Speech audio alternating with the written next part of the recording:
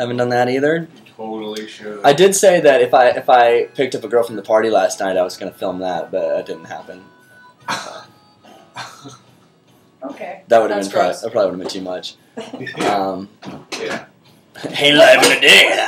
But I've filmed myself smoking weed and like all that What stuff. is this for exactly, though? It's this. Stop this.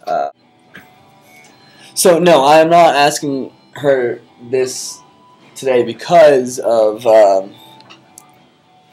life in a day. It was just like I said at the Rainbow Gathering. I made that decision that was what I was going to do next time I have time. And actually, I've seen her 3 times since then, but the circumstances weren't right. Twice because of Dan Wyatt. What about Dan Wyatt? What? Oh, he was just there. I was like, hey, Dan, could you go take a 10-minute walk? Yeah, right. Yeah.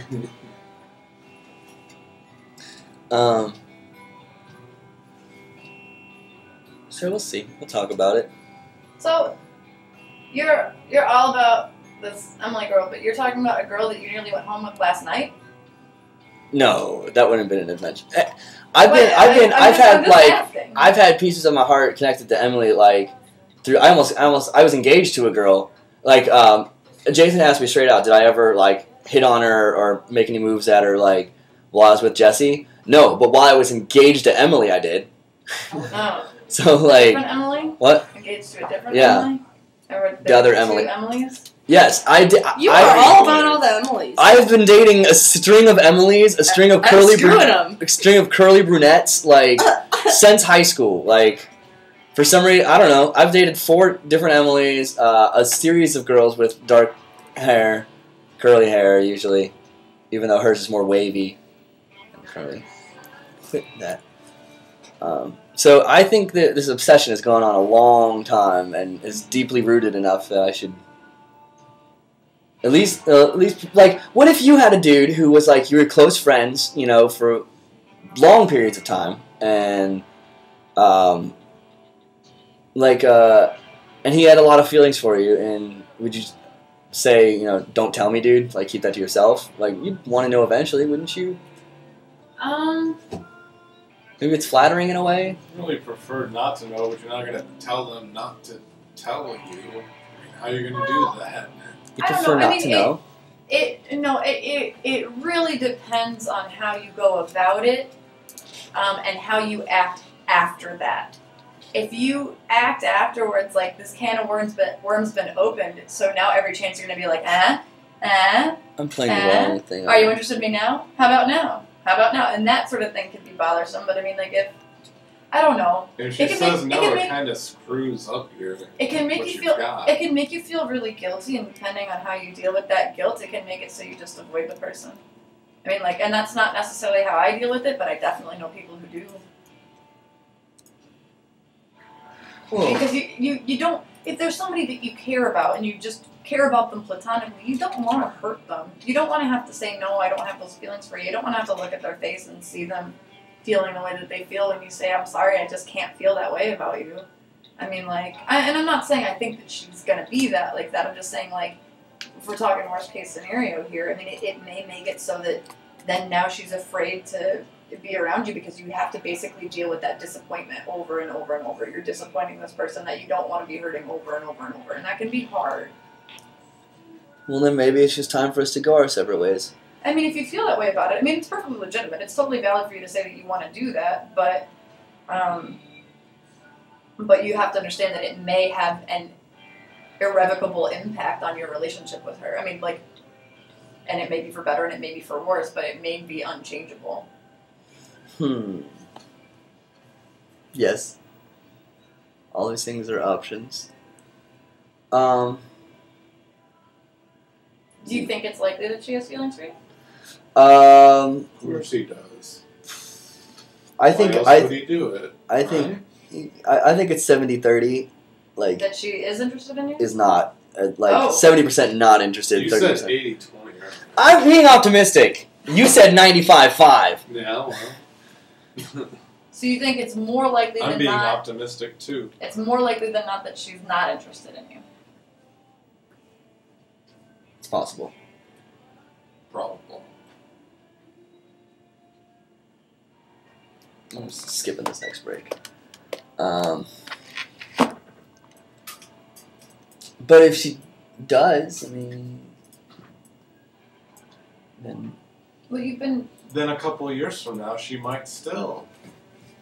why would I want to wait a couple of years? So you can have some you time. That is true. You're just coming out of a really long You relationship. need you time. We'll find out. Do you think that it's possible that this is motivated out of your hurt? No, You don't think that? no, I've moved on at this point. I really have. It took a long time and a rainbow gathering and like a lot of like anger and stuff like that. But I've moved on Well, that's good. for the most part. I don't know. For the better part. Those sort of things can be so rough, though. I mean, there can just be this little like I this just little like thorn under your skin that just won't go away. who what the Jesse or just- the I'm just talking about breakups generally. There Yeah. can be this thing where you're like generally Well- fine about it, but then every once in a while it's just like this spot becomes infected and inflamed, and you're just like, this sucks. I honestly would be doing much better the situation if I could remove her from my life, but Mhm. I can't because of you guys and Michael, Mm-hmm. and I understand that. We'll be gone soon. Yeah, I know, and that's just Michael. Where are you guys going? We're moving in a week. To where? Normal Illinois, Why? so that I can go So back Get to away school. from you. Go somewhere that's normal. How come I didn't know about that? I don't know. I've been Because talking we about try it to for. keep you off. I've been talking about it for like a year and a half off and on, but we finally just signed a lease and we moved on August 2nd. But I seriously don't I think. move into my apartment August 1st. We should throw a party. Where's your apartment? Douglas. That's cool. Yeah, I don't know. We might be Are spending. you going to be the coming first- back and visiting a lot? No, never. We kind of hate this place. Probably. Never. Yeah. Right. So I kind of want to wrap this up so I can turn the camera off.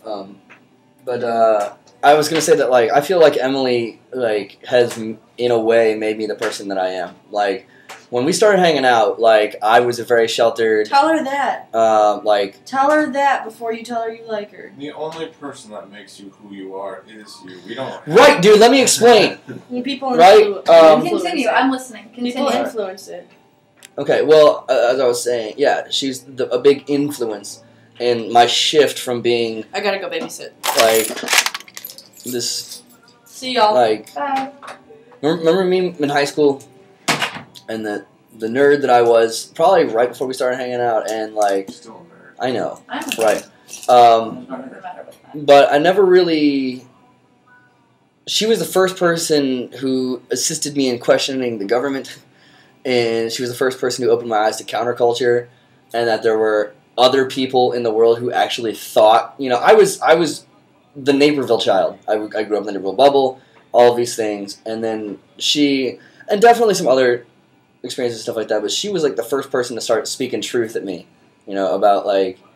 The first time I heard about global warming, the first time I heard about like all these things that are like now an important part of my life, I heard from her. And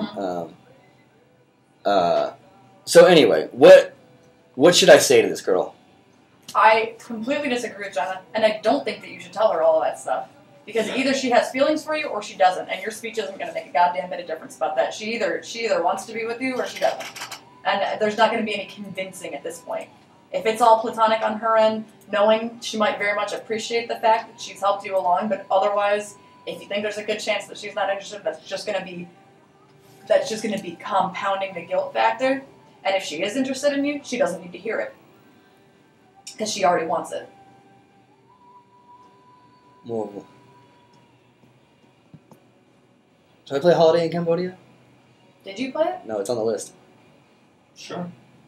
I'm gonna turn this camera off here in a second. But I don't think, I mean, this long, ridiculous speech, I mean, like, you can, if you want to, I guess, explain why now as opposed to whenever, or why, I don't know, I mean, you can explain it if you want, but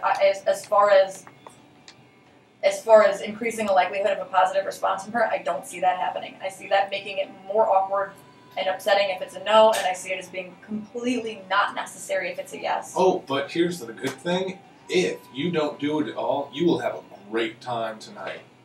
Guaranteed. You'll have a great time tonight. You'll be hanging out with her, you'll see some art and stuff, and you'll come back, and that'll be it. Where are you going? we're going to the Guerrilla Art Fair in Pilsen, Where's that? near UIC, I think. That would just be a great time. Can you have me Minidisc 55? Can you sit on your lap? What? Minidisc This 55? 55? I can do it for you. Uh, Yeah, I don't see what a long-winded speech is gonna accomplish. Just don't do anything. Just enjoy the night with her. If you love her so much or want to be with her, whatever, just enjoy this time. Like, get along. Have fun. Why do girl things at night? Well, I mean, if you feel like this is something you have to do, then do it. But understand that there may be consequences that you might not be able to affect after that. And I don't see any positive